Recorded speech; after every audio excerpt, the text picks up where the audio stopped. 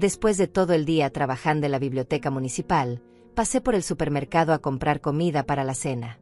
Cuando la cajera pasó la tarjeta, la máquina emitió ese sonido que te congela el alma. Rechazo. Saldo insuficiente. Volví a intentar, segura de que era un error del sistema. Nada. En la pantalla aparecieron números que no podía creer. $320. Eso era todo lo que quedaba. Llegué a casa temblando, sin bolsas, sin comida, sin entender qué había pasado. Y ahí estaba él. Mi hijo Emilio, de 46 años, sentado en el sofá como un rey en su trono, con las piernas abiertas y el control remoto en la mano.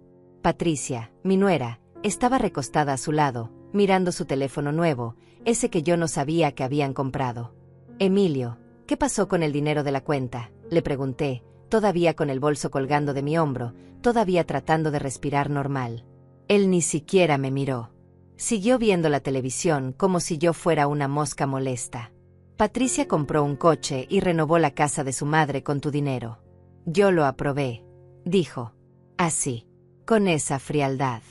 Como quien comenta que cambió de canal. El mundo se detuvo. $85,000. Años de mi vida levantándome a las 6 de la mañana. Años tomando 2 autobuses para llegar a la biblioteca. Años guardando cada centavo, soñando con el día en que pudiera tener algo mío, un lugar pequeño donde nadie me dijera qué hacer, donde sentarme, qué cocinar. Patricia levantó la vista y me sonrió. No fue una sonrisa amable. Fue una sonrisa de victoria. Mamá Olga, ¿ya vas a preparar la cena? Emilio tiene hambre, dijo ella, como si nada hubiera pasado. Como si no acabara de robarme la vida entera. Y Emilio asintió. Sí, más esas albóndigas que te quedan tan bien. Las que llevan ese toque especial tuyo. Me quedé ahí parada, con 73 años encima, sintiendo como algo dentro de mí se partía en 1000 pedazos. Pero algo más estaba naciendo. Algo frío. Algo que llevaba años dormido. Esa noche preparé las albóndigas. Las preparé como siempre, con la receta que me enseñó mi abuela, esa que toda la familia amaba. Emilio comió 3 platos. Patricia comió 2. Y después, se fueron a dormir felices, con el estómago lleno y la conciencia tranquila. Pero 3 semanas después, los 2 comenzaron a usar ropa de manga larga. Incluso cuando hacía calor. Incluso cuando sudaban. Y ninguno de los 2 volvió a pedirme que cocinara albóndigas. Déjenme contarles cómo llegué hasta aquí. Como una mujer de 73 años, que solo quería paz y un poco de respeto, terminó preparando la cena más memorable de su vida. Yo tengo 73 años. He trabajado toda mi vida sin parar. Limpié casas ajenas cuando mi esposo murió y Emilio tenía solo 8 años. Trabajé en una fábrica de textiles durante 15 años, de pie, con las manos hinchadas y la espalda que crujía cada noche. Después estudié por las noches, con los ojos ardiendo de cansancio, para conseguir el certificado que me permitió entrar a la biblioteca municipal. Ese trabajo en la biblioteca era mi orgullo. No pagaba mucho, pero era digno. Tenía un escritorio. La gente me decía buenos días, señora Olga, con respeto. Ayudaba a niños a encontrar libros para sus tareas. Organizaba los archivos con cuidado. Era un lugar tranquilo, donde podía respirar, donde nadie me gritaba. Nunca pedí mucho en la vida. Solo quería un rincón callado donde tomar mi té por las mañanas, sin que nadie me dijera que le estaba haciendo mal. Soñaba con jubilarme pronto y tal vez, solo tal vez, alquilar un departamento pequeño cerca del Parque Central. Algo sencillo, con una ventana grande por donde entrara el sol. Algo mío. Emilio nació cuando yo tenía 27 años. Fue un bebé hermoso, con los ojos grandes de su padre y mi nariz pequeña. Su padre, mi esposo Esteban, trabajaba en la construcción. Ganábamos apenas lo suficiente para pagar la renta de un departamento de 2 cuartos en las afueras de la ciudad. Pero éramos felices. Esteban me abrazaba por las noches y me decía que algún día tendríamos una casa propia, con un jardín donde Emilio pudiera jugar. Cuando Emilio tenía 8 años, Esteban murió en un accidente en la obra. Una viga mal asegurada. Sin seguro. Sin indemnización. La empresa simplemente cerró y los dueños desaparecieron. Me quedé sola con un niño, con deudas, con un futuro que parecía un pozo sin fondo. Pero no me rendí. Me levanté cada mañana aunque el cuerpo me doliera. Trabajé en lo que fuera. Limpié oficinas por las noches. Lavé ropa ajena los fines de semana. Todo para que Emilio tuviera comida, útiles escolares, ropa limpia. Para que no sintiera que era diferente a los otros niños. Y funcionó. Emilio estudió. Fue buen alumno. Se graduó de la universidad con honores. Consiguió un trabajo excelente en una empresa de tecnología. Yo lloraba de orgullo cada vez que lo veía salir de casa con su traje y su maletín. Mi niño. Mi razón de vivir. Cuando conoció a Patricia hace 5 años, pensé que por fin todo estaría bien. Pensé que tendría una nuera con quien compartir secretos de cocina, alguien que me llamara para tomar café, alguien que aliviara un poco la carga de Emilio. ¡Qué equivocada estaba! Patricia llegó a nuestras vidas como una tormenta disfrazada de brisa suave. Al principio era toda sonrisas y gracias mamá Olga por la comida y qué linda decoración tiene la casa. Pero yo veía algo en sus ojos. Algo calculador. Algo hambriento. Se casaron 6 meses después de conocerse. Emilio estaba enamorado como nunca lo había visto. Y yo, como toda madre tonta, me callé las dudas que me carcomían por dentro. No quería arruinar su felicidad. No quería ser esa suegra amargada que todos odian. Patricia se mudó a la casa 2 meses después de la boda. Solo mientras encontramos nuestro propio lugar, dijo Emilio. Yo acepté. Era mi hijo. ¿Cómo iba a negarme? Además, la casa tenía 3 cuartos. Yo dormía en el más pequeño, el que antes era la bodega. Ellos podían tomar el cuarto principal. Era lo justo. Al principio todo parecía normal. Patricia trabajaba en una tienda de ropa en el centro comercial. Salía temprano y volvía tarde. Casi no la veía. Emilio seguía siendo atento conmigo. Me preguntaba cómo había estado mi día. Me abrazaba antes de irse a trabajar. Pero lentamente, muy lentamente, las cosas empezaron a cambiar. Primero fue el control remoto. Un día llegué del trabajo y quise ver las noticias de la tarde, como siempre hacía. Patricia estaba viendo una telenovela. Le pedí si podíamos cambiar solo media hora, para ver el noticiero. Ella me miró como si le hubiera pedido que me regalara un riñón. Estoy viendo esto, mamá Olga. Además, esta es la sala de todos. Aquí manda quien llegue primero. Emilio no dijo nada. Estaba en su teléfono, ajeno a todo. Así que me fui a mi cuarto y vi las noticias en el televisor viejo que tenía ahí, con la antena torcida que hacía que la imagen temblara. Después fue la comida. Yo siempre había hecho las compras del mercado. Sabía qué comprar, dónde estaban las mejores ofertas, cómo estirar el dinero para que alcanzara todo el mes. Pero Patricia decidió que ella haría las compras porque tenía mejor gusto y sabía qué cosas eran de calidad. Empezó a comprar marcas carísimas, quesos importados, vinos que costaban más que mi salario semanal, cortes de carne que yo nunca me hubiera atrevido a comprar. Y cuando yo comentaba que tal vez era mucho gasto, ella me miraba con desdén. Es que usted está acostumbrada a lo barato, mamá Olga. Emilio merece cosas buenas. Él trabaja muy duro. Como si yo no hubiera trabajado duro toda mi vida. Como si mis manos arrugadas y mis rodillas que crujían no fueran prueba suficiente de todo lo que había sacrificado. Emilio, mi hijo, el niño que yo había criado sola, que había visto todo lo que sufrí por él, no decía nada.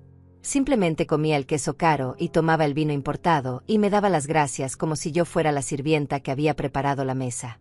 Entonces llegó Lidia, la madre de Patricia. Una mujer de 60 años con el cabello teñido de caoba y las uñas siempre pintadas de color coral brillante. Usaba perfume tan fuerte que podías olerla desde el pasillo. Y tenía esa voz chillona que te taladraba los oídos. La primera vez que vino a la casa, entró como si fuera la dueña. Ni siquiera me saludó. Pasó junto a mí como si yo fuera parte del mueble y se dejó caer en el sofá. Patricia, hija, ¿qué casa tan linda tienes?, dijo, mirando alrededor con aprobación. Tu casa. Como si mi nombre no estuviera en los papeles. Como si yo no hubiera pagado 30 años de hipoteca para tener ese techo sobre mi cabeza. Patricia sonrió. Gracias, mami. Estamos haciendo algunas mejoras. Queremos que todo se vea más moderno. ¿Mejoras? ¿Con qué dinero? Pero no dije nada. Me tragué las palabras como me había tragado tantas cosas en la vida. Lidia empezó a venir cada vez más seguido. 2 veces por semana. 3 veces. A veces se quedaba a dormir. Y cada vez que venía, traía críticas envueltas en sonrisas falsas. Ay, Olga, ¿todavía usas esas cortinas? Están tan pasadas de moda. Patricia debería cambiarlas por algo más elegante. Olga, ese guiso huele muy fuerte. A mí y a Patricia no nos gusta la comida con tanto condimento. Deberías cocinar más suave. Olga, ¿por qué no te pintas el cabello? Las canas te hacen ver mucho más vieja. Mi estilista es excelente, aunque es un poco caro para tu presupuesto. Y Patricia se reía. Se reía de los comentarios de su madre como si fueran chistes inocentes. Emilio miraba su teléfono. Siempre su maldito teléfono. Una noche, después de que Lidia se fuera, exploté. Le dije a Emilio que no me gustaba cómo me hablaban. Que me sentía irrespetada en mi propia casa. Que necesitaba que él me defendiera, aunque fuera una vez. Emilio suspiró. Como si yo fuera una niña caprichosa pidiendo un juguete. Mamá, no seas dramática. Lidia es así con todo el mundo. No lo toma personal. Y Patricia te quiere mucho. Solo está tratando de que la casa se vea mejor. Deberías estar agradecida de que se preocupe. Agradecida. Esa palabra se me clavó en el pecho como un cuchillo oxidado. Pero lo peor todavía no había llegado. Lo peor fue cuando Patricia dejó su trabajo en la tienda. Estoy cansada de trabajar para otros, anunció un día durante la cena. Emilio y yo decidimos que me voy a quedar en casa. Así puedo cuidar mejor de todo. ¿Cuidar de qué?, me pregunté. Ella no limpiaba. Yo seguía fregando los pisos, lavando la ropa, planchando las camisas de Emilio. Ella se levantaba a las 11 de la mañana, se pintaba las uñas, veía televisión, hablaba por teléfono con sus amigas durante horas. Y el dinero empezó a desaparecer más rápido. Yo había abierto una cuenta de ahorros cuando Emilio tenía 15 años. Poco a poco, mes tras mes, había ido guardando algo. A veces eran $50, a veces 20. Cuando no alcanzaba para ahorrar, al menos guardaba 10. Durante años hice eso. Con disciplina. Con esperanza. Cuando Emilio cumplió 25 años y consiguió su trabajo, le propuse algo. Abramos una cuenta juntos. Así ambos ahorramos y cuando necesites algo importante, está ahí. Una casa, un coche, una emergencia. Él aceptó feliz. Durante años funcionó bien. Él ponía su parte. Yo ponía la mía. Hasta que llegó Patricia. Cuando Patricia y Emilio se casaron, él insistió en que ella también tuviera acceso a la cuenta. Somos una familia ahora, mamá. No tiene sentido tener secretos con el dinero, me dijo. Y yo, como siempre, acepté. Con fe. Porque era mi hijo. Porque pensé que Patricia era parte de la familia ahora. Porque fui una estúpida ingenua que creyó que el amor y la bondad siempre son correspondidos. Los primeros meses, Patricia no tocó nada. La cuenta seguía creciendo normalmente. Yo depositaba mi pensión y parte de mi salario de la biblioteca. Emilio ponía una cantidad fija cada mes. Todo parecía estar bien. Pero después empecé a notar cosas extrañas. La cuenta crecía más lento. Cuando revisaba los movimientos en el cajero automático, veía retiros que yo no había hecho. Pequeños al principio. $300 aquí. 500 allá. Le pregunté a Emilio. Ah, sí. Patricia necesitaba unas cosas. Ropa para unas entrevistas de trabajo. No te preocupes, mamá. Lo repondremos. Nunca lo repusieron. Los retiros se hicieron más frecuentes. Más grandes. $1000. 2000. Yo veía como el dinero que tanto me había costado ahorrar se evaporaba, pero cada vez que preguntaba, Emilio tenía una excusa. Que si el coche necesitaba reparación. Que si había que pagar unas deudas de la tarjeta de crédito. Que si habían surgido gastos inesperados. Y mientras tanto, Patricia llegaba a casa con bolsas de las tiendas más caras del centro comercial. Zapatos nuevos cada semana. Carteras de marca. Perfumes que costaban más que mi renta mensual de hace 20 años. Una tarde llegué del trabajo y encontré la sala llena de muebles nuevos. Un sofá enorme de piel color crema. Una mesa de centro de cristal con patas doradas. Una lámpara de pie que parecía sacada de una revista de decoración. ¿Te gusta, mamá Olga?, preguntó Patricia, orgullosa, pasando la mano por el respaldo del sofá. Necesitábamos cambiar esos muebles tan viejos que tenías. Daban pena. Esos muebles viejos los había comprado yo hace 15 años, con el primer aguinaldo decente que recibí en la biblioteca. Me había costado meses de ahorro extra. Y eran cómodos, resistentes, perfectos. ¿Cuánto costó todo esto?, pregunté, aunque ya sabía que no me iba a gustar la respuesta. No te preocupes por eso. Emilio y yo nos encargamos. Además, es nuestra casa. Tenemos derecho a que se vea bien. Nuestra casa. Mis 30 años de hipoteca pagada. Mi nombre en las escrituras. Mi casa. Pero ahora era nuestra casa. De ellos. Emilio llegó esa noche y ni siquiera parpadeó al ver los muebles nuevos. Se sentó en el sofá de piel, estiró los brazos y sonrió. Está cómodo. Buen trabajo, amor. Yo me senté en la orilla del sofá nuevo, con miedo de ensuciarlo, sintiéndome como una invitada en mi propia sala. Las visitas de Lidia se volvieron insoportables. Ya no venía sola. Traía a sus amigas. Mujeres de su edad con rostros estirados por cirugías y risa estridente. Se sentaban en mi sala, bebían mi café, comían las galletas que yo compraba y hablaban de mí como si yo no estuviera ahí. Pobre Patricia, qué carga tan pesada tener que vivir con la suegra, decía una de ellas, una tal Araceli, con el cabello rubio platinado y aretes enormes de perlas falsas. Sí, pero mira qué casa tan linda. Al menos eso compensa, respondía otra. Y Lidia asentía, tomando su café con el dedo meñique levantado, como si fuera una reina. Mi hija es una santa. No cualquiera aguanta estas situaciones. Pero bueno, mientras Olga se porte bien y no cause problemas, supongo que pueden convivir. Portarme bien. Como si fuera un perro al que hay que entrenar. Patricia estaba ahí, sentada junto a su madre, y no dijo nada. No me defendió. Solo sonreía y asentía y le servía más café de la cafetera que yo había comprado, en las tazas que yo había heredado de mi madre.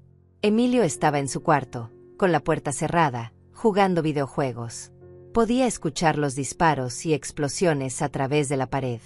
Esa noche, mientras lavaba las tazas que habían usado, lloré. No fue un llanto fuerte. Fue silencioso. Las lágrimas caían sobre el agua jabonosa y desaparecían como si nunca hubieran existido. Así me sentía yo. Como si estuviera desapareciendo.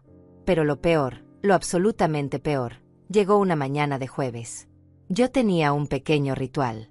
Cada jueves, después del trabajo, pasaba por la panadería de la esquina y me compraba un pan dulce de vainilla. Solo uno. Era mi pequeño lujo de la semana. Me costaba $2. Me lo comía despacio, con una taza de té, sentada en la ventana de mi cuarto, mirando la calle. Esos 20 minutos eran míos. Nadie me molestaba. Nadie me pedía nada. Era mi momento de paz. Ese jueves, cuando llegué a casa con mi pan dulce en su bolsa de papel, encontré a Patricia en la cocina con Lidia. Estaban riendo, rodeadas de bolsas de una pastelería cara del centro. Mira, mamá Olga, dijo Patricia, señalando la mesa llena de pasteles elegantes. Lidia trajo postres franceses. Son carísimos pero deliciosos. Prueba uno. Miré mi pan dulce de $2 en mi mano. De repente me sentí ridícula. Pobre.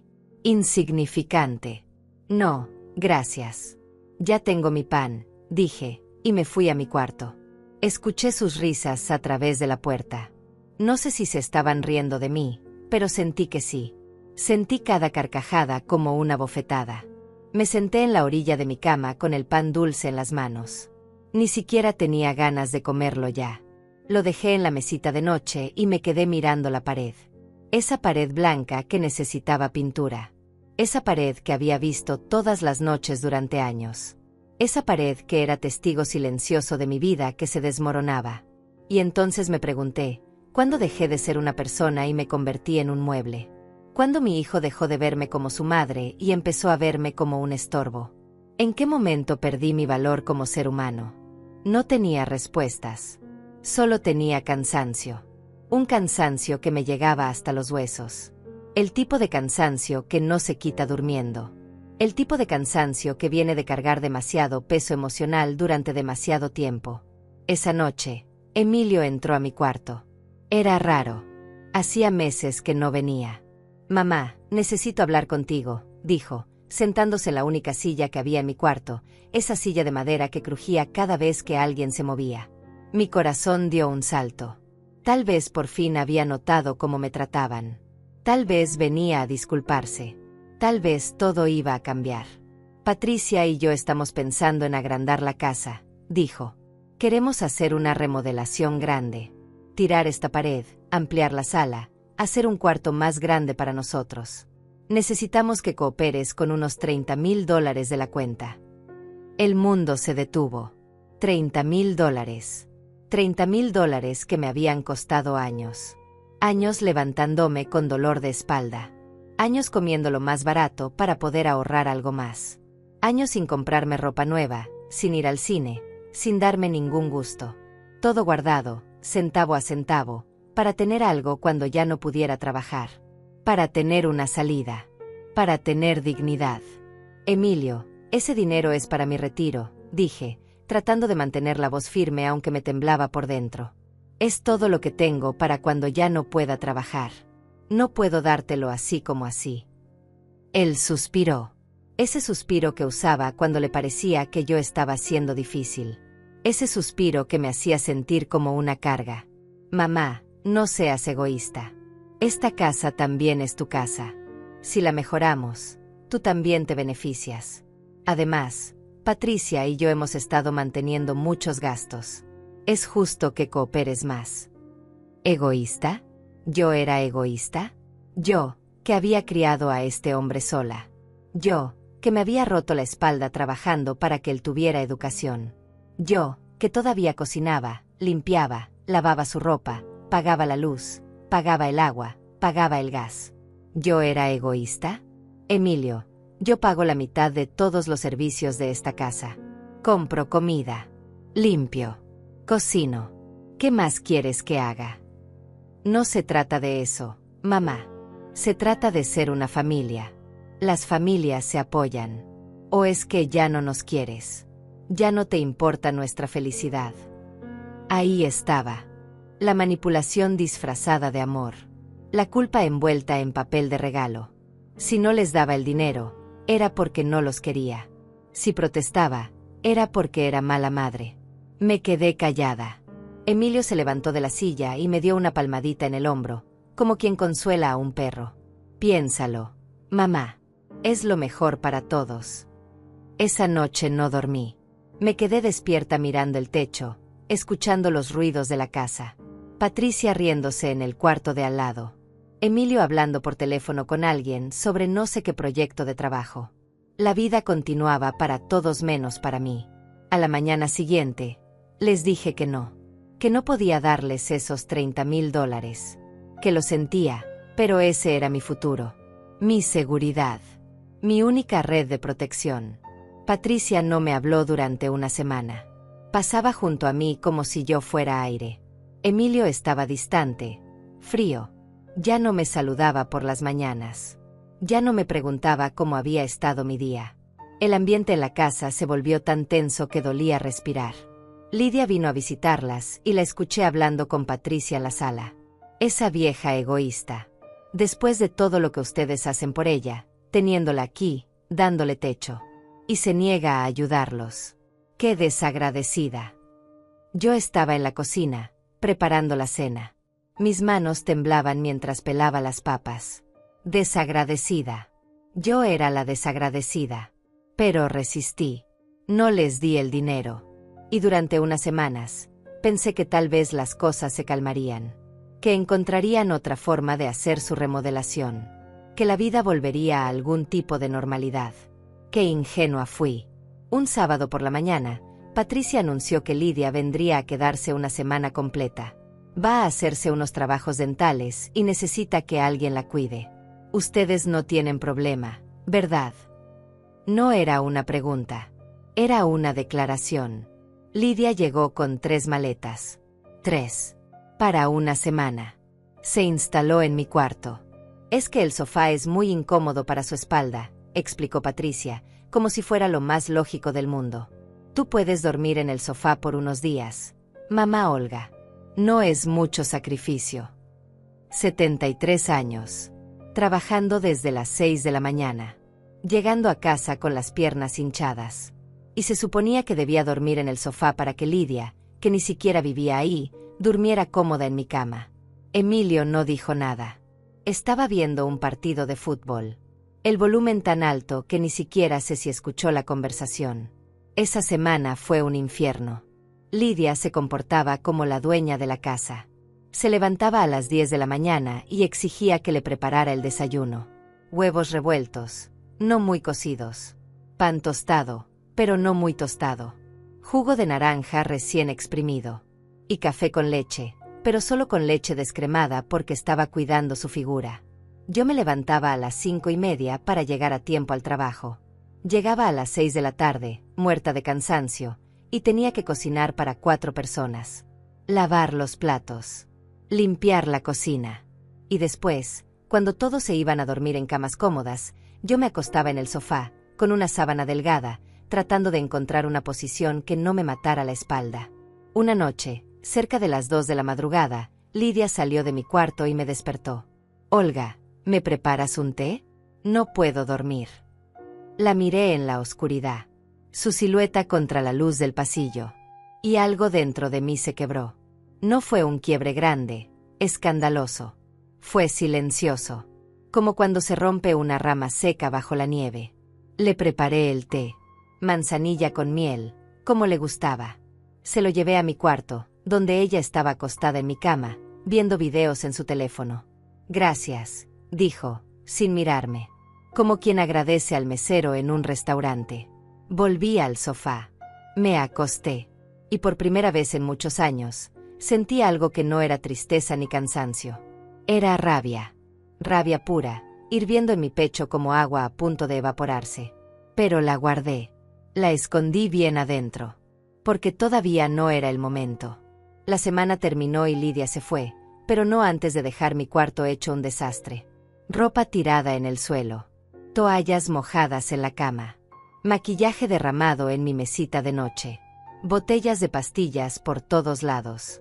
Patricia ni siquiera se disculpó. Ay, mamá Olga, tú sabes cómo es mi madre. Un poco desordenada, pero tiene un corazón de oro. Limpié todo. Como siempre. Como la buena Olga que limpia, cocina, obedece y no protesta. Pero algo había cambiado en mí. Era como si una puerta que había estado cerrada durante años finalmente se hubiera abierto. Y del otro lado de esa puerta había una Olga diferente. Una Olga que estaba harta. Una Olga que ya no iba a seguir aguantando. Empecé a observarlos más. A Patricia y su forma de moverse por la casa como si fuera una reina. A Emilio y su indiferencia, su constante estar pegado al teléfono, su incapacidad de verme como algo más que un utensilio de cocina. A Lidia y sus visitas cada vez más frecuentes, sus comentarios venenosos disfrazados de consejos. Los estudié como quien estudia a un enemigo antes de una batalla. Y descubrí cosas. Patricia había dejado su trabajo no porque estuviera cansada, sino porque la habían despedido por robar mercancía de la tienda. Emilio tenía deudas de tarjetas de crédito que yo no sabía que existían. Lidia había sido desalojada de su departamento por no pagar la renta durante 6 meses.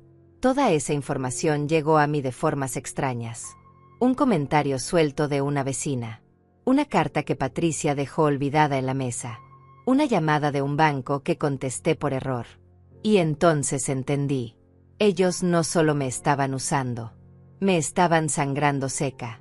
Hasta la última gota. Hasta que no quedara nada de mí. Y después, cuando ya no fuera útil, me tirarían como se tira un trapo viejo.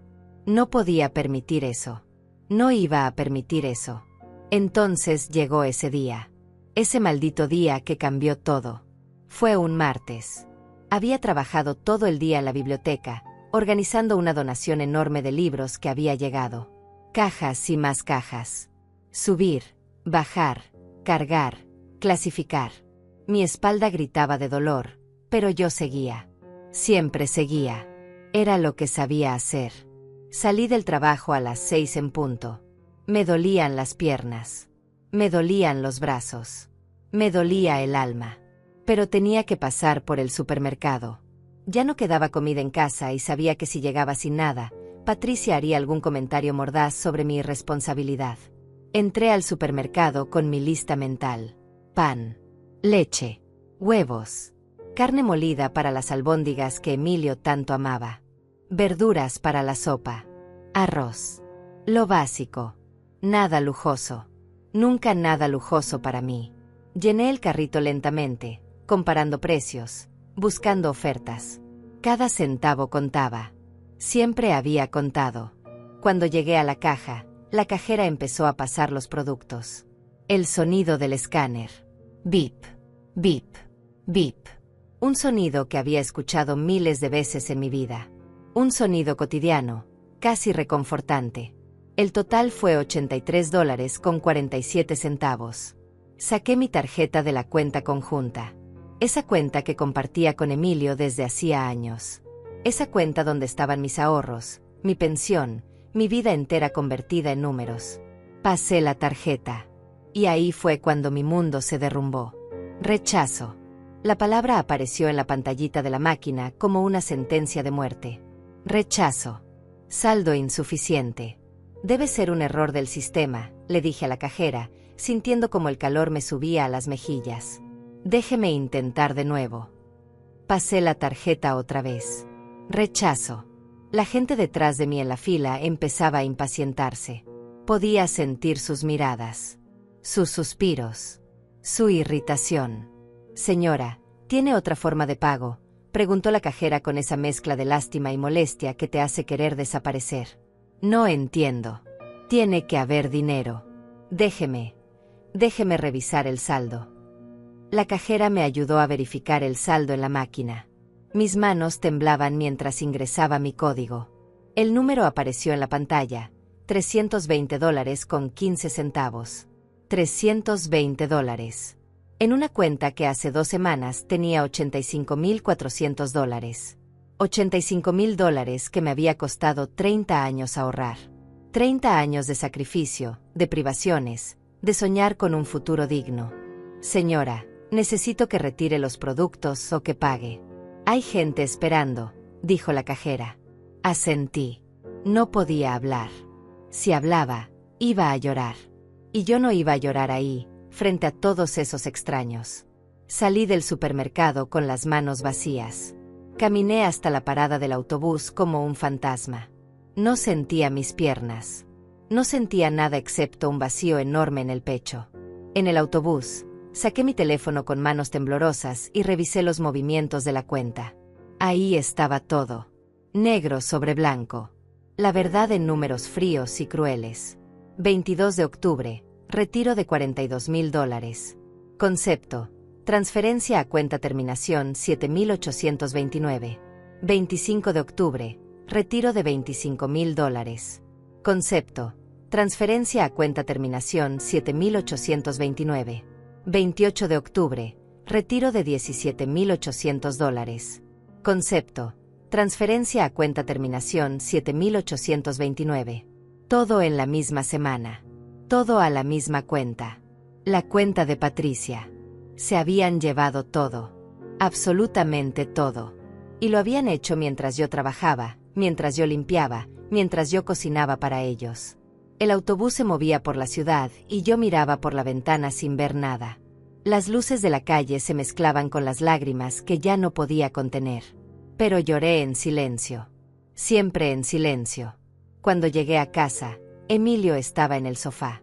Nuestro sofá nuevo de piel color crema que costó quién sabe cuántos miles de dólares. Estaba con las piernas abiertas, el control remoto en una mano, el teléfono en la otra. Patricia estaba a su lado, limándose las uñas. Uñas largas, pintadas de un tono melocotón brillante. Me quedé parada en la entrada. con mi bolso colgando del hombro, con las manos vacías, con el corazón roto. Emilio, dije. Mi voz sonaba extraña, lejana, como si viniera de otra persona. ¿Qué pasó con el dinero de la cuenta? Él ni siquiera me miró. Siguió viendo la televisión. Un programa de deportes. Hombres corriendo detrás de una pelota mientras mi vida se desmoronaba. Patricia compró un coche y renovó la casa de su madre con tu dinero. Yo lo aprobé. Así de simple, así de cruel. Como quien comenta el clima. Como quien dice que pidió pizza para cenar. El mundo dejó de girar. El aire dejó de entrar a mis pulmones. El tiempo se detuvo en ese momento terrible, insostenible. ¿Qué? Apenas pude susurrar. Emilio finalmente me miró. Sus ojos eran fríos, indiferentes. Los ojos de un extraño. El coche de Patricia ya estaba muy viejo. Necesitaba uno nuevo. Y la casa de Lidia estaba cayéndose a pedazos. Había que arreglar el techo, los pisos, el baño. Eran necesidades reales. Mamá, no caprichos. Ese era mi dinero, dije. Mi dinero. Mis ahorros. Mi futuro. Patricia levantó la vista de sus uñas y me sonrió. Esa sonrisa que ya conocía tan bien. Esa sonrisa de victoria. Técnicamente era una cuenta conjunta, mamá Olga. Todos teníamos derecho a usarla. Además, nosotros te mantenemos. Te damos casa. Te damos comida. Era justo que cooperaras un poco más. Me mantenían. Ellos me mantenían a mí. Yo, que pagaba la mitad de todos los servicios. Yo, que compraba la comida. Yo, que limpiaba esta casa de arriba abajo. Yo, que todavía trabajaba a mis 73 años mientras Patricia se pintaba las uñas en el sofá. No tenías derecho, dije, y mi voz empezó a subir. No tenían ningún derecho a robarme. No te robamos nada, dijo Emilio, y su tono era de molestia. Como si yo fuera una niña haciendo un berrinche. Usamos dinero de una cuenta que era de todos. Deja el drama, mamá. Pareces una histérica. Una histérica. 30 años de ahorros desaparecidos, y yo era una histérica por estar molesta. Emilio, ese dinero era para cuando yo ya no pueda trabajar. Para alquilar un lugar propio. Para tener algo de dignidad en mi vejez. Pues sigue trabajando, dijo Patricia, volviendo a concentrarse en sus uñas. Mi madre tiene 62 años y todavía trabaja. No eres tan vieja. Además, siempre puedes vivir aquí con nosotros. Para eso es la familia. Vivir aquí, en mi propia casa, pero ahora como una invitada indeseada. Como un mueble viejo que no tienen valor de tirar. Bueno, ¿y qué vamos a cenar?, preguntó Emilio, tocándose el estómago. Tengo hambre. Haz esas albóndigas que te quedan tan bien, mamá. Las que llevan ese toque especial tuyo. Me miró esperando. Los dos me miraron esperando. Esperando que me tragara la rabia. Que me tragara la humillación. Que fuera a la cocina como la buena Olga obediente y les preparara la cena después de que acababan de robarme la vida entera. Y algo en mí se rompió. No fue un quiebre ruidoso. Fue silencioso. Como cuando se rompe el hielo bajo tus pies y de repente estás cayendo a un agua oscura y fría. Pero no lo demostré. No grité. No lloré. No rompí nada. Solo sonreí. Claro, dije. Les voy a preparar mis albóndigas especiales. Las mejores que haya hecho nunca. Y fui a la cocina. Cerré la puerta de la cocina detrás de mí. Mis manos temblaban, pero no de miedo. Temblaban de algo nuevo. Algo que nunca había sentido con tanta claridad. Era rabia, sí, pero era más que eso. Era determinación. Era la certeza absoluta de que ya no iba a ser la víctima de esta historia. Me apoyé contra la encimera y respiré profundo. Una vez. 2 veces. 3 veces. Hasta que mis manos dejaron de temblar. Hasta que pude pensar con claridad. 73 años. Toda una vida de trabajar, de sacrificarme, de ser buena, de ser paciente, de ser la madre perfecta, la empleada perfecta, la suegra que no molesta. ¿Y para qué? Para terminar robada, humillada, tratada como basura por las mismas personas que se suponía debían amarme. No más. Abrí el refrigerador. Saqué la carne molida. Saqué las cebollas, el ajo, el pan rallado. Saqué todos los ingredientes que necesitaba para hacer mis famosas albóndigas. Esas que Emilio amaba desde que era niño. Esas que me pedía cada vez que quería sentirse reconfortado. Esas que llevaban mi amor, mi tiempo, mi dedicación. Pero esta noche iban a llevar algo más. Empecé a picar la cebolla. El cuchillo golpeaba la tabla de madera con un ritmo constante. Cada golpe era terapéutico. Cada golpe era una pequeña liberación de toda la furia que había acumulado durante años. Mientras cocinaba, pensaba.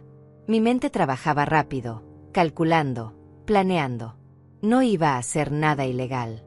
No iba a envenenarlas. No era una asesina. Pero sí conocía muy bien a Patricia y a Lidia. Sabía sus debilidades. Sabía exactamente qué les molestaba, qué les causaba problemas. Patricia era alérgica a los mariscos. No una alergia mortal, pero sí una que le causaba erupciones terribles en la piel. Manchas rojas que le duraban semanas. Picazón insoportable. Hinchazón en la cara. Me lo había mencionado una vez, hacía años, cuando todavía fingía ser amable conmigo. Y Lidia. Lidia tenía un estómago delicado. No podía comer nada muy condimentado sin sufrir las consecuencias. Pasaba días en el baño, con dolores, con malestar. También me lo había dicho, cuando todavía venía a la casa y yo era lo suficientemente tonta como para preocuparme por su bienestar. Sonreí mientras mezclaba la carne. En el fondo de la alacena, escondido detrás de las especias que nunca usaba, tenía un frasco de polvo de camarón seco. Lo había comprado hace meses para una receta que nunca llegué a hacer. Era muy fino, casi como polvo. Si lo mezclabas bien con la carne, era imposible detectarlo a simple vista. Y en la otra alacena tenía un chile especial que me había regalado una colega de la biblioteca. Un chile tan picante que ella me había advertido. Usa solo un poquito, Olga. Con esto, un poco es mucho. Nunca lo había usado. Hasta ahora. Tomé el frasco de polvo de camarón. Miré hacia la puerta de la cocina. Cerrada. Podía escuchar la televisión en la sala. Las risas grabadas de algún programa estúpido. La vida continuaba allá afuera mientras yo, aquí adentro, tomaba el control de mi destino. Abrí el frasco. El olor a mar llegó a mi nariz. Vacié una cucharada generosa en la mezcla de carne. Luego otra. Lo mezclé bien, muy bien, hasta que era completamente invisible. Después tomé el chile. Lo corté en pedacitos minúsculos. Tan pequeños que se perdían entre la carne, la cebolla, el ajo. Agregué más de lo que cualquier receta sensata recomendaría. Mientras formaba las albóndigas con mis manos, sentí una calma extraña. Una paz. Como si después de años de estar perdida, finalmente hubiera encontrado el camino de regreso a mí misma. Las puse en la sartén. El aceite chisporroteó. El olor a comida casera llenó la cocina. Ese olor reconfortante, hogareño, que asocias con el amor y la familia. ¡Qué irónico! Mientras se cocinaban, preparé salsa de tomate. Extra especiada, por supuesto. Agregué más chile ahí también. Y por si acaso, unas gotas de salsa picante que encontré al fondo del refrigerador. La que decía en la etiqueta precaución, extremadamente picante. Las albóndigas se doraron perfectamente. Se veían hermosas, apetitosas, inocentes. Preparé arroz blanco, ensalada simple, todo normal, todo como siempre. Puse la mesa, los mismos platos de siempre, los mismos cubiertos, los mismos vasos. La cena está lista, anuncié, abriendo la puerta de la cocina.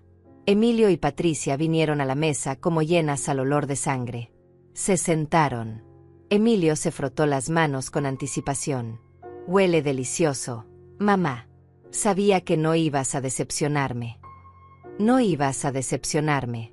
Como si su decepción fuera lo más importante del mundo. Como si robarme $85,000 no fuera decepcionante.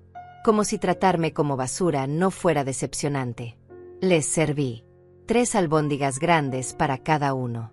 Salsa generosa. Arroz. Ensalada. ¿Tú no vas a comer, mamá Olga?, preguntó Patricia con esa voz falsa, esa voz que usaba cuando quería parecer considerada frente a Emilio. No tengo hambre, dije. Comí algo en el trabajo. Mentira. No había comido nada en todo el día. Pero no iba a comer esas albóndigas. No porque me dieran miedo las consecuencias físicas, sino porque no me las merecía.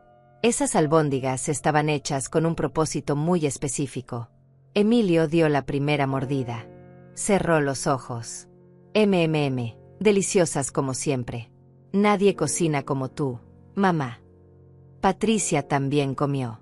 Al principio parecía feliz. Después fruncí el ceño ligeramente. Están un poco más condimentadas que de costumbre. No. Es una receta nueva que quise probar, dije, manteniendo mi voz neutral. Pensé que les gustaría algo con más sabor. Emilio se encogió de hombros y siguió comiendo. Devoró las 3 albóndigas en minutos. Patricia fue más lenta, pero también terminó su plato. Incluso repitió. Tomó una albóndiga más. Yo lavé los platos mientras ellos volvían al sofá. Mi corazón latía rápido, pero mi rostro permanecía sereno. Tranquilo. Controlado. Esa noche me acosté en mi cama, en mi cuarto que por fin había recuperado después de la invasión de Lidia, y esperé. No sabía exactamente cuánto tiempo tardaría en hacer efecto. Las alergias eran impredecibles. El picante trabajaba diferente en cada persona. Pero tenía fe. Fe en la justicia. Fe en que el universo, finalmente, estaba de mi lado. A las 3 de la mañana, escuché el primer grito. Era Patricia. Emilio. Emilio, despierta. Me pica todo el cuerpo. Me levanté silenciosamente y me acerqué a mi puerta. La abrí apenas una rendija. Lo suficiente para escuchar. ¿Qué pasa? La voz de Emilio, todavía adormilada. Me pica. Mírame. Mira mi cara. Silencio. Luego, Patricia, estás toda roja. Tienes manchas por todos lados. Lo sé. Siento que me quema la piel. ¿Qué comí? ¿Qué fue lo que comí? Emilio también empezó a quejarse. Mi estómago.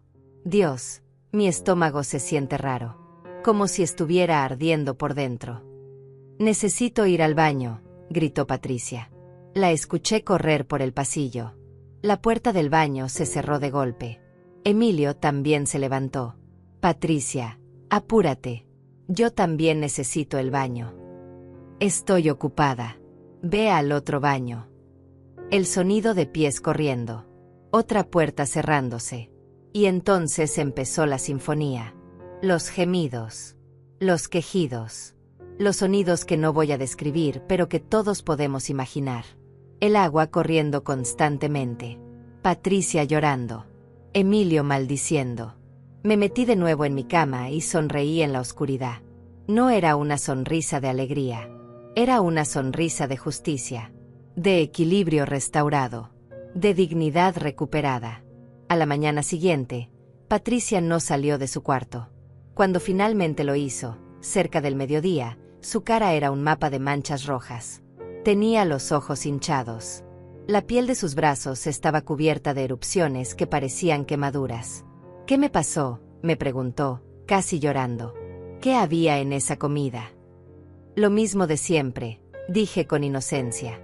Carne, cebolla, ajo, pan rallado, especias. Mi receta de toda la vida. ¿Por qué? Emilio también se veía terrible. Pálido. Ojeroso. Cada 2 minutos tenía que correr al baño. Creo que la carne estaba mala, dijo, agarrándose el estómago. Nos envenenaste con carne podrida. Me reí. No pude evitarlo. Me reí en su cara. La carne la compré ayer. Estaba perfectamente fresca. Tal vez simplemente tienen estómagos delicados. Patricia se rascaba los brazos desesperadamente. Necesito ir al doctor. Esto no es normal. Mírame. Parezco un monstruo. Ve entonces, dije. No te detengo. Ese día llamaron a Lidia para que viniera a cuidarlos. Como si fueran niños pequeños incapaces de valerse por sí mismos. Lidia llegó a media tarde, cargando bolsas de la farmacia y con su rostro lleno de preocupación maternal. Pasó junto a mí sin saludarme, como siempre, y fue directo al cuarto de Patricia. «Mi pobrecita niña, ¿qué te pasó?», la escuché decir con esa voz dramática que usaba para todo. Me quedé en la cocina, preparando té. Té para mí, por supuesto. Ellos podían morirse de sed, por lo que me importaba. Patricia le contó entre sollozos sobre las manchas, la picazón, el malestar. Emilio también se unió a la conversación desde el baño, donde prácticamente había establecido residencia permanente. «Fue la comida de anoche», dijo Patricia. «Las albóndigas de mamá Olga. Algo tenían. Algo malo». «¿Y tú comiste esas albóndigas?», le preguntó Lidia a Patricia, bajando la voz pero no lo suficiente como para que yo no escuchara. «Sí, mamá. Las 3 que me sirvió. Hasta repetí porque estaban buenas». Hubo un silencio. Luego Lidia dijo algo que no pude escuchar claramente. Pero por el tono, supe que estaban hablando de mí. Planeando algo. Tal vez pensando que yo las había envenenado a propósito. Que piensen lo que quieran, pensé. Que lo prueben. Esa noche Lidia me exigió que le mostrara los ingredientes que había usado para las albóndigas. Abrí la alacena con toda la calma del mundo. Saqué la carne del refrigerador, todavía en su empaque original con la fecha de ayer claramente visible. Mostré las cebollas, el ajo, el pan rallado, el aceite. «¿Ves algo raro?», le pregunté con dulzura envenenada. Lidia inspeccionó todo con sus ojos de águila. Olió la carne. Revisó las especias. No encontró nada fuera de lo normal. Porque ya me había deshecho del polvo de camarón y del chile especial. Los había tirado a la basura pública de la calle esa misma mañana, bien temprano, antes de que alguien despertara. «Tal vez tienen una infección estomacal», sugerí. «Últimamente han estado comiendo mucha comida fuera. Quién sabe en qué condiciones preparan los alimentos en esos restaurantes caros que tanto frecuentan». Lidia me miró con odio puro. Sabía. No podía probarlo, pero lo sabía. Y yo le sostuve la mirada sin parpadear, dejando que viera que ya no era la Olga sumisa que podían pisotear. Patricia no salió de casa durante una semana. Las manchas en su piel empeoraron antes de mejorar. Parecían quemaduras de 2º grado. Su cara estaba tan hinchada que apenas podía abrir los ojos. Cada vez que se miraba al espejo, lloraba. Emilio tampoco podía ir a trabajar. Su estómago lo torturaba día y noche. Perdió peso. Se veía demacrado. Gris. Cada comida era una aventura de dolor y carreras al baño. Y yo seguía mi vida con normalidad. Iba a trabajar. Volvía a casa. Cocinaba para mí sola ahora, porque ninguno de los dos quería probar mi comida. Guardaban sus propias cosas en el refrigerador. Comían pan, galletas, cosas empacadas que sabían que no había tocado. Lidia se quedó esa semana completa para cuidarlos. Dormía en el sofá porque yo me había encerrado en mi cuarto con llave. Ya no iba a ceder mi espacio. No más. Una noche la escuché hablando por teléfono con alguien. Probablemente una de sus amigas. Te digo que esa vieja los envenenó. No puedes convencerme de lo contrario. Pero no hay forma de probarlo. Es muy astuta. Sonreí en la oscuridad de mi cuarto. Astuta. Después de 73 años de ser la tonta, finalmente alguien me llamaba astuta. Durante esa semana aproveché para hacer cosas que había pospuesto por demasiado tiempo. Llamé al banco. Hablé con un gerente. Expliqué la situación. Los retiros no autorizados. El robo. Pero señora, la cuenta es conjunta. Técnicamente ambos titulares pueden hacer retiros sin el consentimiento del otro, me explicó el gerente con voz compasiva. Lo sé, dije. Pero quiero cerrar esa cuenta y abrir una nueva. Solo a mi nombre. Y quiero transferir todo lo que queda. Hice el trámite. Los $320 que quedaban ahora estaban en una cuenta nueva. Solo mía. Con una tarjeta nueva. Con una contraseña que solo yo conocía. También fui a ver algunos departamentos en alquiler. Pequeños. Modestos. Pero limpios y dignos. Calculé que con mi pensión y mi salario podía pagar uno. No sería una vida lujosa, pero sería mi vida. Mía y de nadie más.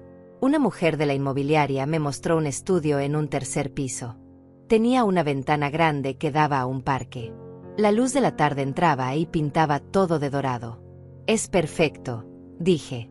«¿Cuándo quiere mudarse?», preguntó ella. «Pronto», respondí. «Muy pronto». Dejé un depósito. Firmé el contrato. Un mes de renta adelantada. El departamento sería mío a partir del 1 de noviembre. Faltaban 3 semanas. 3 semanas para planear mi escape. 3 semanas para recuperar mi libertad. Cuando volví a casa esa tarde, Patricia estaba en la sala con Lidia. Las manchas en su cara habían empezado a desvanecerse un poco, pero todavía se veía terrible.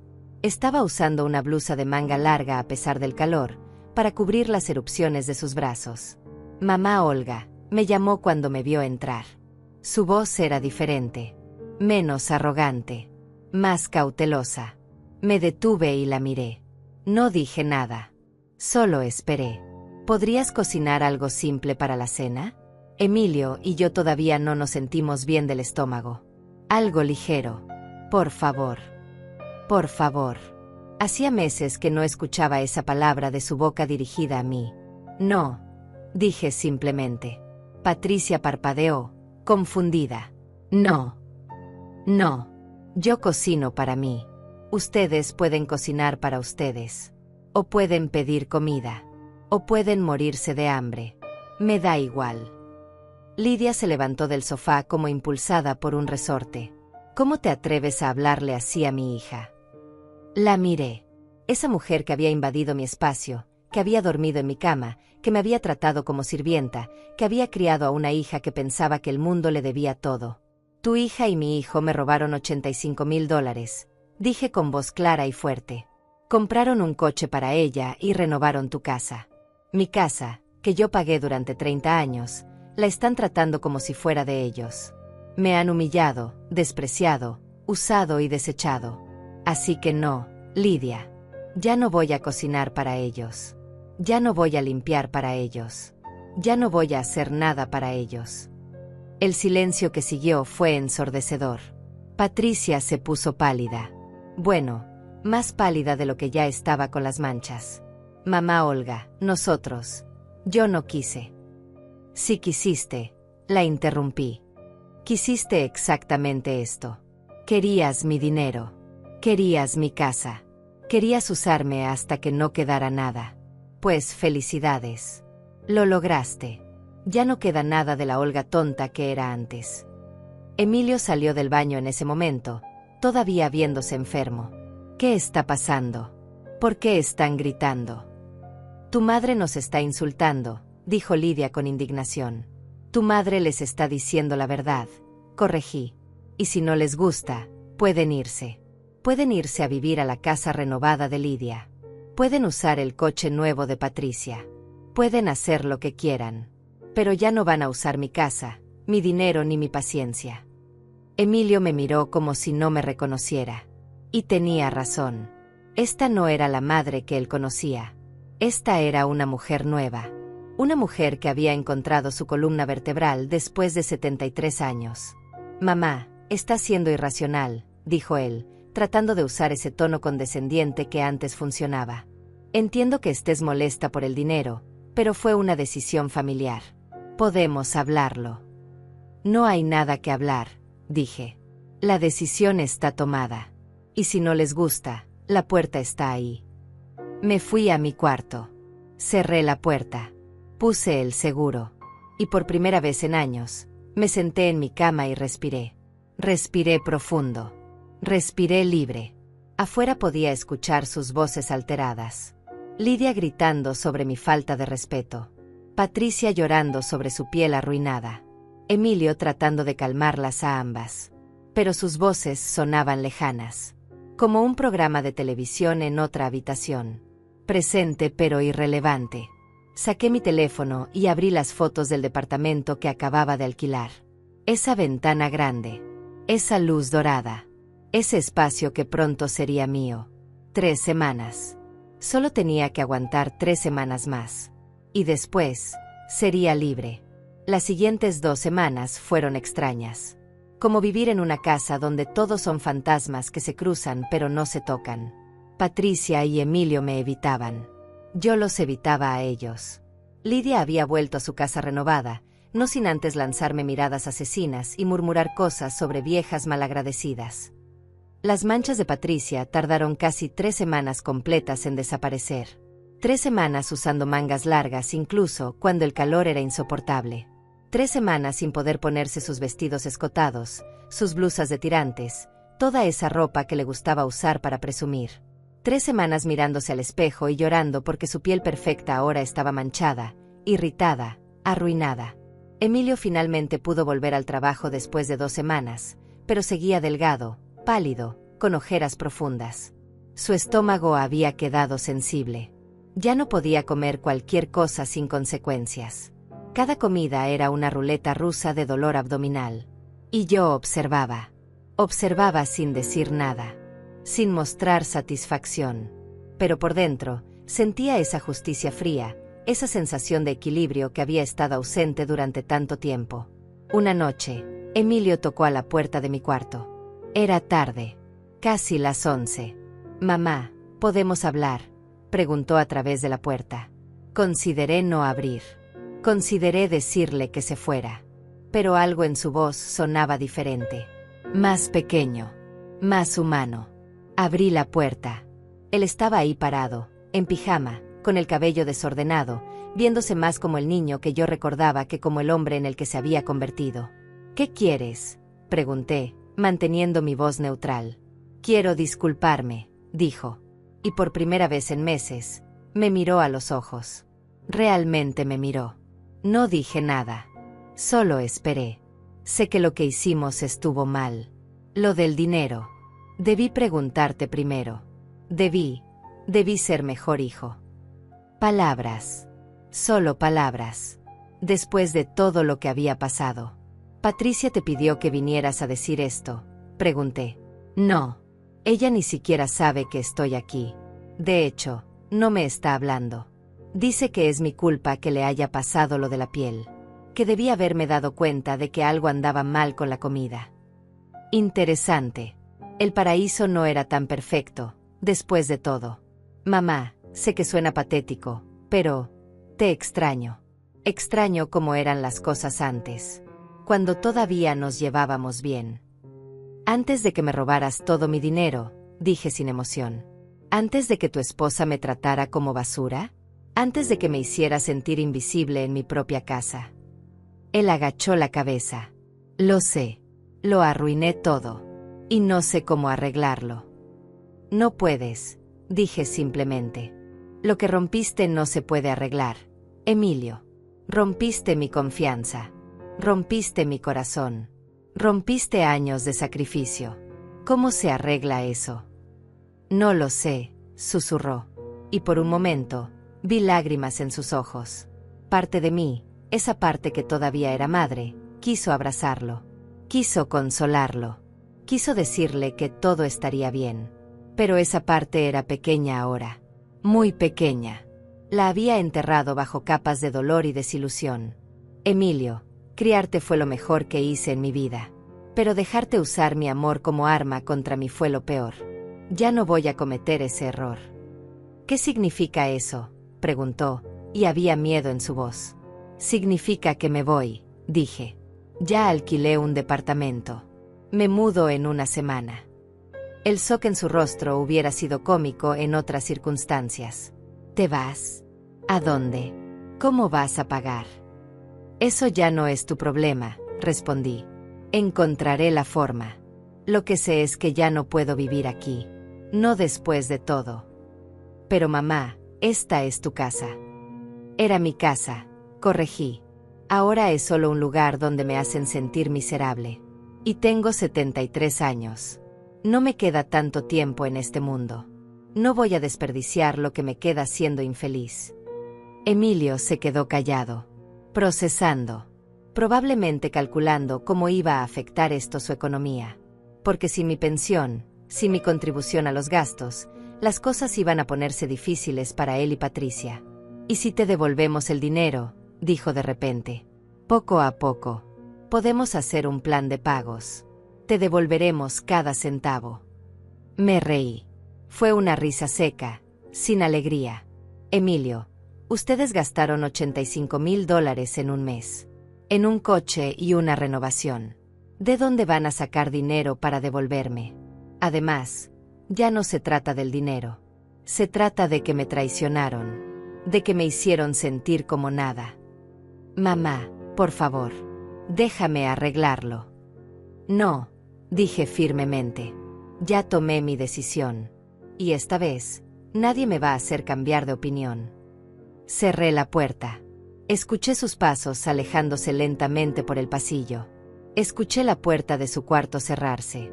Y después, voces. Patricia preguntando dónde había estado. Emilio explicando.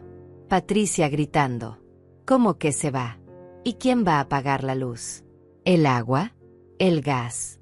Tú sabes cuánto cuestan los servicios de esta casa. Así que era eso.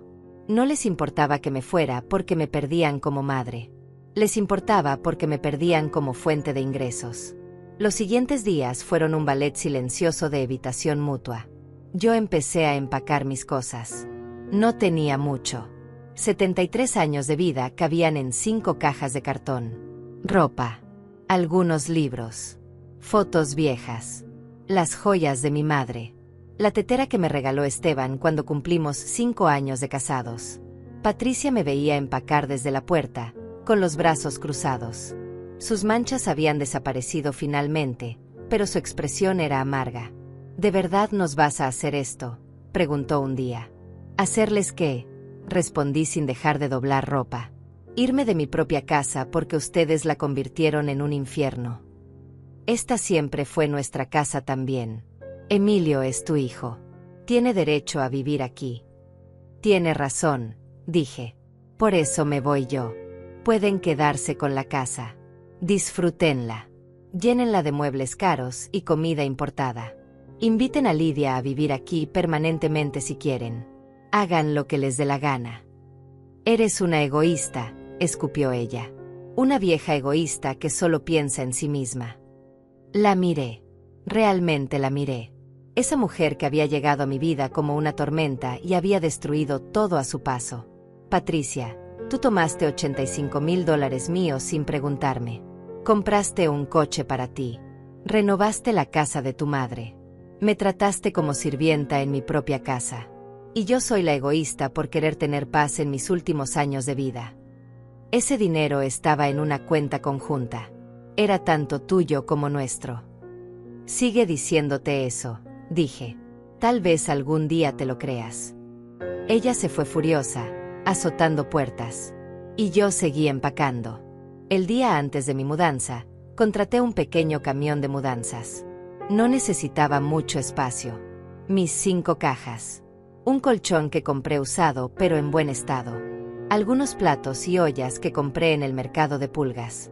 Esa noche, cociné por última vez en esa cocina. Pero solo para mí. Hice sopa de verduras. Simple. Nutritiva.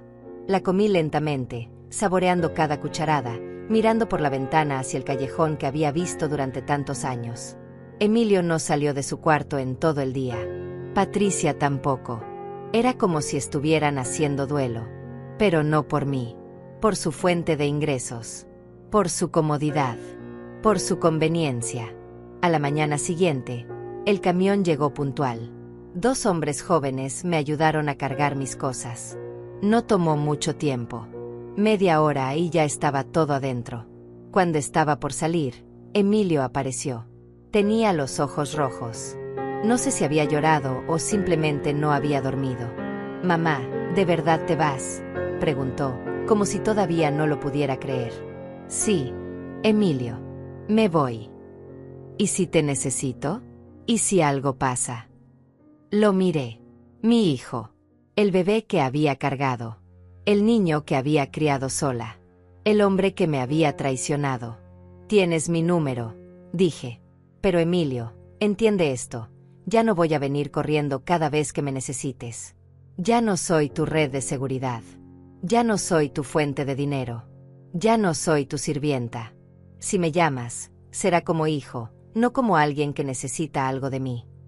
Yo. Lo siento, mamá. Realmente lo siento. Lo sé, dije. Y era verdad. Podía ver el arrepentimiento en sus ojos. Pero el arrepentimiento no borra el daño. No devuelve el tiempo perdido. No cura las heridas profundas. Lo abracé. Un abrazo breve. Un adiós. Cuídate, Emilio, dije. Y me fui. El departamento era pequeño. Un estudio en un tercer piso sin elevador. Mis rodillas protestaron cada escalón, pero cuando abrí la puerta y vi esa ventana grande, esa luz dorada entrando, supe que había tomado la decisión correcta. Los hombres de la mudanza dejaron mis cajas en el centro del espacio vacío. Les di propina de lo poco que tenía y se fueron. Y entonces me quedé sola. Completamente sola. Por primera vez en años, el silencio no era pesado. No era incómodo. Era libertad. Me senté en el suelo, porque todavía no tenía muebles, y miré alrededor.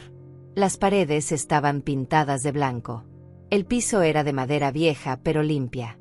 Había una cocineta pequeña en una esquina. Un baño minúsculo pero funcional. Y esa ventana. Esa hermosa ventana que daba al parque. Saqué mi tetera de una de las cajas. La llené de agua. La puse a calentar en la estufa que apenas funcionaba, pero que era mía. Preparé té. Me senté en el alféizar de la ventana con la taza caliente entre mis manos arrugadas y miré hacia afuera. Había niños jugando en el parque. Una pareja de ancianos caminaba tomada de la mano. Un hombre vendía helados en un carrito. La vida continuaba, indiferente a mi pequeña revolución personal. Y era perfecto. Los primeros días fueron difíciles. Dormir en un colchón en el suelo no era cómodo a mi edad.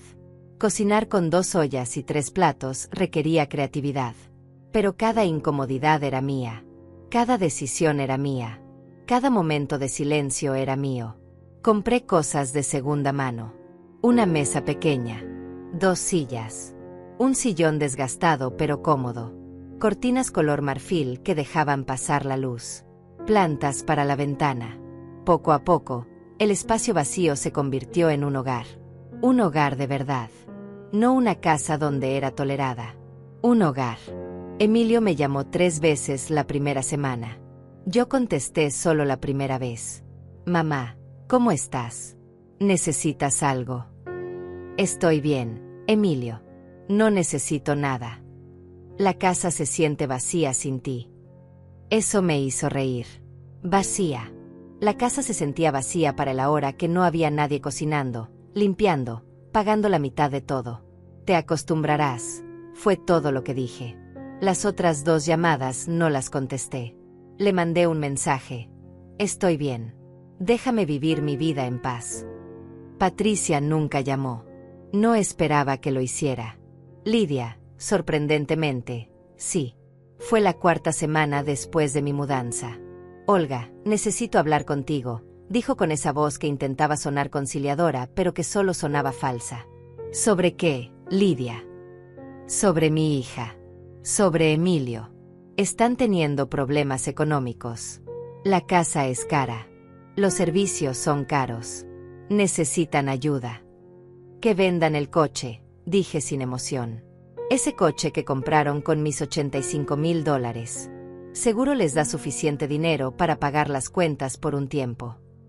Ese coche es el único transporte de Patricia. No puede venderlo. Entonces que Patricia consiga un trabajo, sugerí. Como hacemos el resto de los mortales. Eres una. Colgué antes de que pudiera terminar la frase. Bloqueé su número. No necesitaba su veneno en mi nueva vida. En el trabajo, algo cambió también. Mis compañeras notaron algo diferente en mí. Una de ellas, Fabiola, me invitó a tomar café después del turno. Te ves diferente, Olga, me dijo, estudiándome con curiosidad. Más ligera.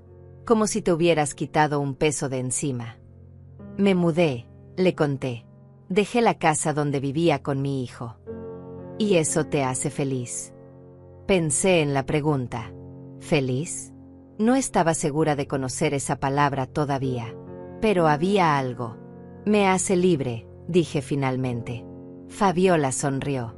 Eso es mejor que la felicidad. Empecé a hacer cosas que nunca había tenido tiempo de hacer. Iba al parque los domingos y leía en una banca. Me uní a un club de lectura en la biblioteca. Tomé una clase de pintura en el centro comunitario. No era buena, pero no importaba. Era mía.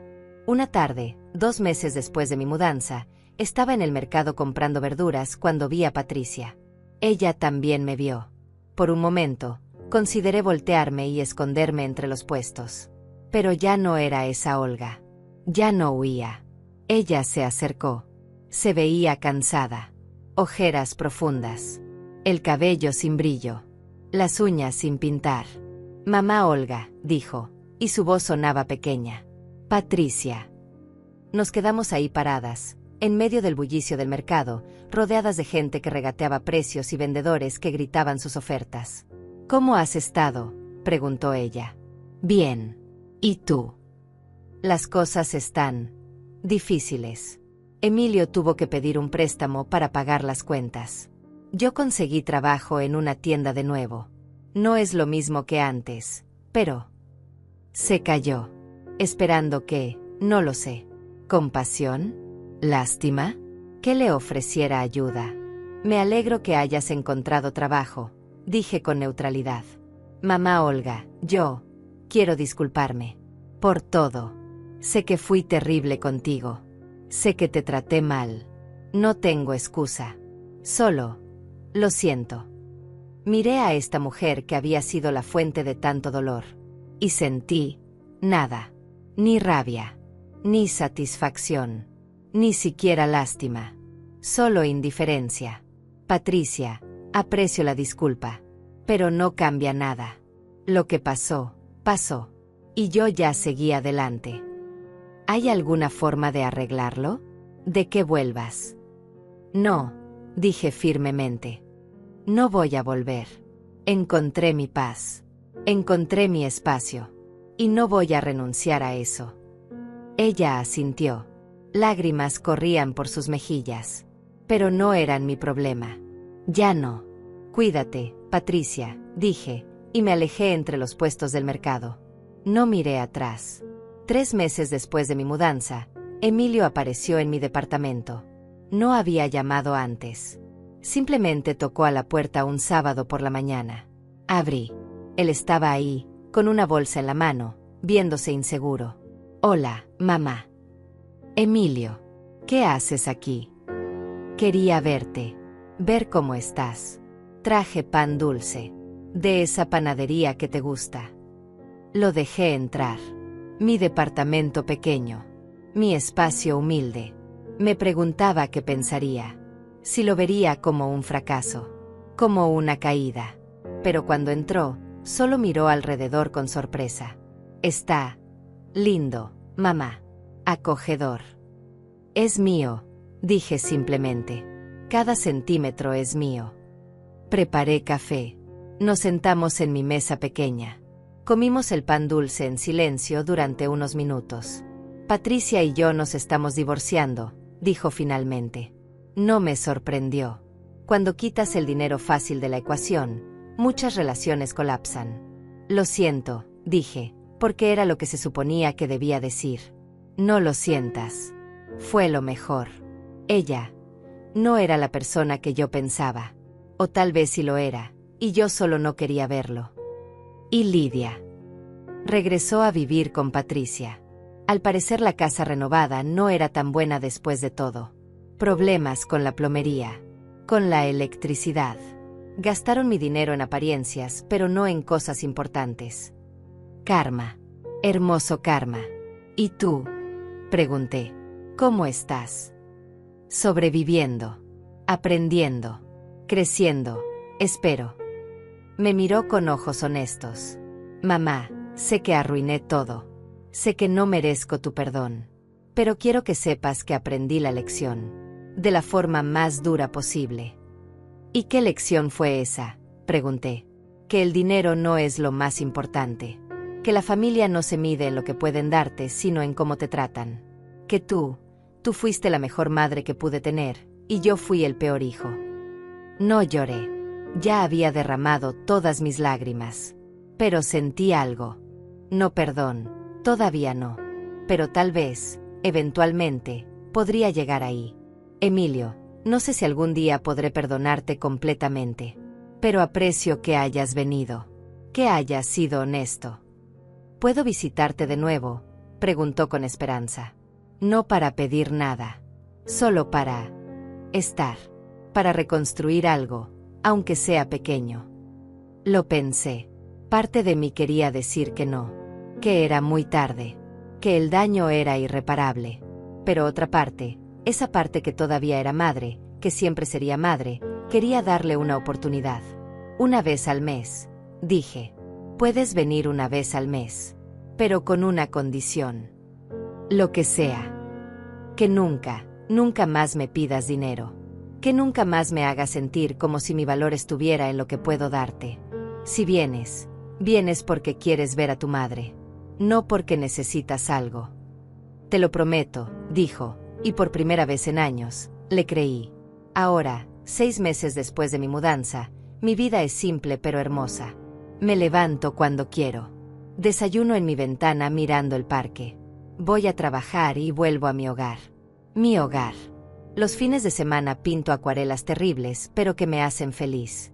Leo libros que siempre quise leer, pero nunca tuve tiempo. Tomo té en silencio sin que nadie me critique la temperatura del agua o la cantidad de azúcar. Emilio viene una vez al mes, como prometió. Tomamos café. Hablamos de cosas superficiales al principio. Lentamente, muy lentamente, estamos reconstruyendo algo. No sé si algún día volveremos a ser lo que éramos. Probablemente no. Pero tal vez podemos ser algo nuevo. Algo más honesto. Esta mañana, mientras preparaba mi té, me miré en el pequeño espejo que cuelga junto a la ventana. Vi a una mujer de 73 años. Arrugas profundas. Cabello completamente gris. Manos marcadas por años de trabajo. Pero también vi algo más. Vi fuerza. Vi dignidad. Vi libertad. Me senté en mi sillón viejo pero cómodo, con mi taza de té caliente entre las manos, mirando cómo la luz de la mañana pintaba mi departamento de dorado. Y sonreí. Porque por primera vez en 73 años, entendí algo fundamental. No necesitas un palacio para ser reina de tu propia vida. Solo necesitas el valor de reclamar tu espacio. De decir no. De elegirte a ti misma. Las albóndigas que preparé aquella noche no fueron venganza. Fueron justicia. Fueron el punto de quiebre que necesitaba para despertar. Para recordar que tenía poder. Que tenía valor. Que merecía respeto. Y ahora, cada mañana cuando preparo mi desayuno, cuando limpio mi pequeño departamento, cuando pago mi renta con mi propio dinero, siento esa libertad en cada acción. Ya no cocino para nadie más que para mí. Y cuando preparo albóndigas, las hago con amor. Amor propio. El tipo de amor que debía haberme dado hace décadas. Porque al final, después de toda una vida de dar, de sacrificar, de poner a otros primero, aprendí la lección más importante. No puedes cuidar de otros si primero no te cuidas a ti misma. Y ahora, finalmente, me estoy cuidando. El silencio de mi departamento no pesa. No es soledad. Es paz. Es libertad. Es mío. Por primera vez en 73 años, cada taza de té sabe a victoria.